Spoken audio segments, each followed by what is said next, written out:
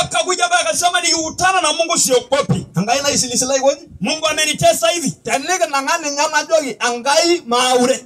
Akikutana naye anamwambia Bwana sikuogopi. Pale ndo Biblia na angai yalo tu aipangageo. Biblia ikasema Bwana kaandaa akakuja kumtokea Yobu. Pangagi angai Yobu tosuo. Mungu akamtokea Yobu kwa upepo. Igirani. Unaelewana? Pa kipangagi angai Yobu tosuo. Bwana akamtokea Yobu kwa upepo. Wala be pangaki. Alipomtokea nangas atamyo ailepunye abikshomara. Akainua kwanza Yobu akalere juu. Nangas ayuka odawarungelani.